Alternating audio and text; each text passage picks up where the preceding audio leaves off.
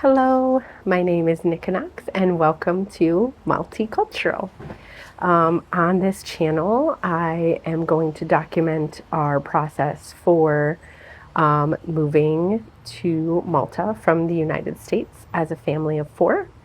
And I thought I'd bring you along on our journey and talk about some of the things that we've had to do or run into as an American citizen moving abroad, and hopefully be helpful to other people who are interested in maybe moving out of the country. Obviously, we're specifically going to Europe, but some of the things on here may be applicable wherever you decide to roam.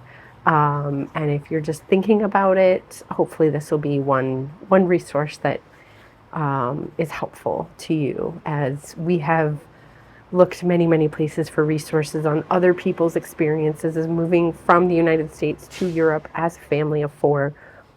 Not as many as you would hope. So we are hoping to be that for somebody else. So welcome. I'm glad you're here. And sorry, I'm sitting on my back porch and the bugs are flying at my face here. Trying to make use of the outside when it's nice weather. So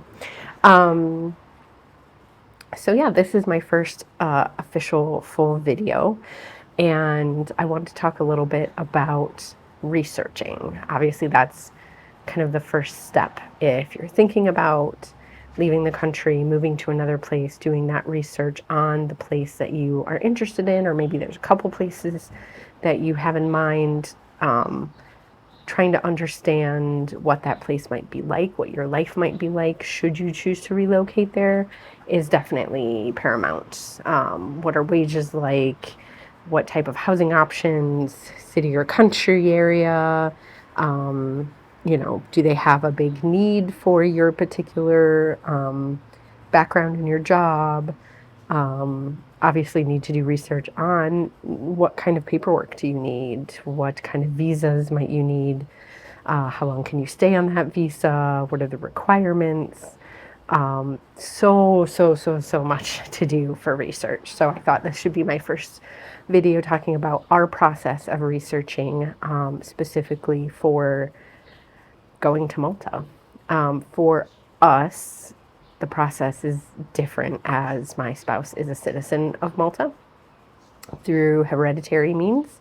So they have been there before, and it wasn't a should we move here, should we move there. It's very, we're moving to Malta. So the research that we've done has been far more into what is the economics of the move? What is it going to cost us to move? What kind of pay might we get? What kind of jobs might we get? Where should we live? Malta's not a very big place. It's an island off the coast of Italy.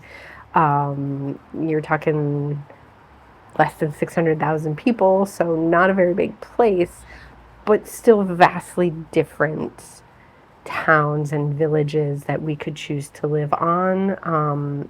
And some of that's dependent on where do you find the job, and then you got to find the place. And so doing that research of looking for what places have a vibe that we really like, where are some of the places we can afford, what is it near, where are their grocery stores, what do they look like, what type of transportation do they have, which places are more touristy, which places are less touristy. My spouse and I lived on the West Coast before we moved back close to family, and we lived in a very touristy area, and tourists are great. It fuels economies, but not necessarily something you want to be living in the middle of. At least I don't with my kids. So that might change our opinion on whether or not we want to live in the biggest city. Do we want to move to Valletta? No, probably not. Might want to live someplace a little bit on the outskirts. I don't mind having to get longer to go into the big city to do said things.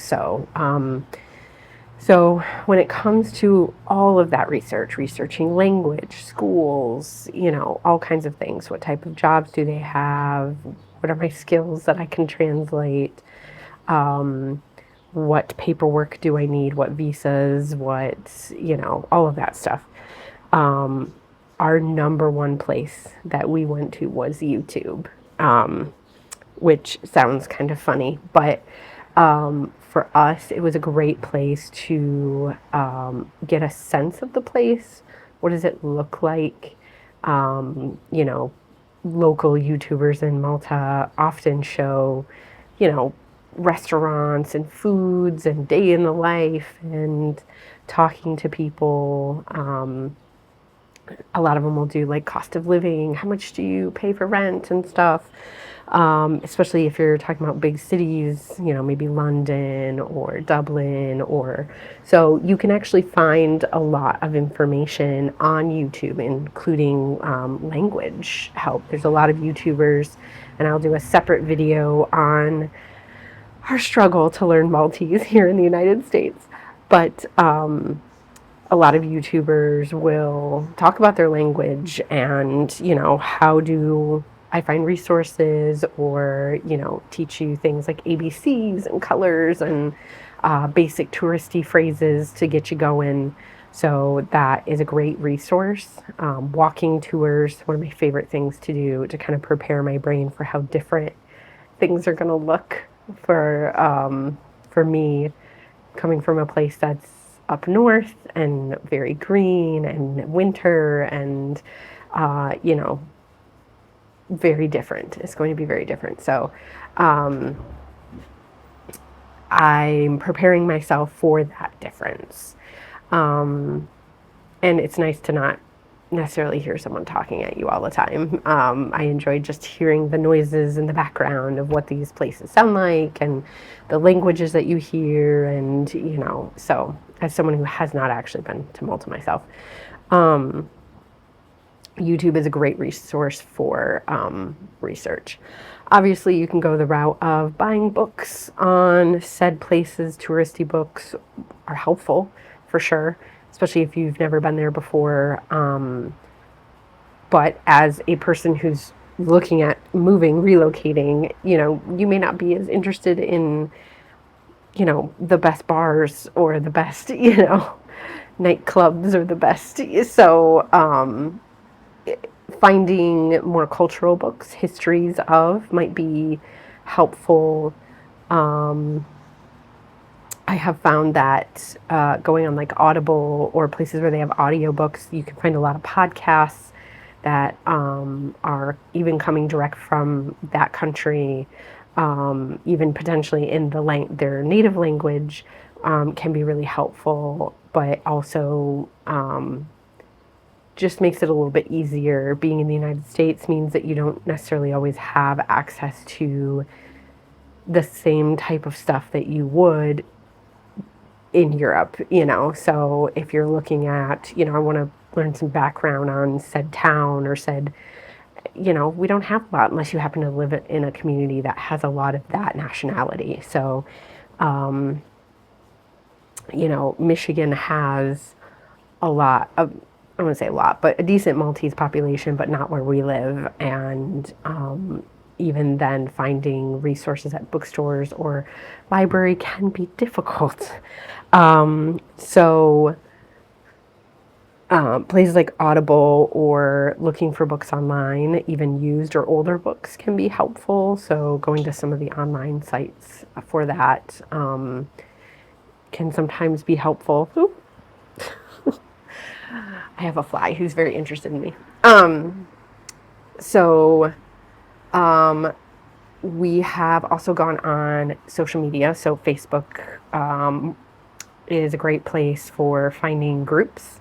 So expat groups or mom groups, or even groups that may be specific to like your trade or whatever job you are interested in that particular country, is really helpful. And because those may be people who are physically in the country at that moment, you can often find people who are willing to answer questions or give you some directions on where to look for things. So that is another great place to look. And then lastly, subscribe or like connect with local newspapers. We have kind of keep an eye on news in English for Malta to kind of see what's going on there, what's newsworthy, what happenings are happening, so you can kind of tune in to what those things are about, especially if you are planning to move there, trying to understand the political landscape or the economic landscape that you are walking into that may be different from your own. So if you don't know exactly where you want to live, you know, if you haven't picked a particular town or something like that, you know, find a newspaper from the big city, or if you can tune into stuff on like YouTube online for actual broadcast, that's an option too. We haven't had that option with Malta, unfortunately. So those are just a few resources to get yourself started with your research process. Have fun with it. That's the big thing, is this whole process. We've tried to really focus on it being as positive as possible, especially with our two young kids. So we want this to be a happy, fun adventure, and being into it, having fun with it, you know, researching kinds of foods and maybe making foods at home with them, practicing the language together as a family, really having fun with looking at where should we live? Let's watch some videos. What do you think of this place? What do you think of that place? And really having them be a part of the process has been really important. So if you are definitely moving with kids, try to have them be a part of that research process, at least in the later stage of the researching. If you already know for sure, yeah, we want to move, we just need to figure out exactly the timeline and that kind of thing. Maybe you don't tell them right off the bat, but having them a part of that process is, I personally think, very important. So hopefully you found that helpful, and I will be back with more videos talking about some more specifics on paperwork to get together, and talking about language study, different processes of the moving we have been through or are going through.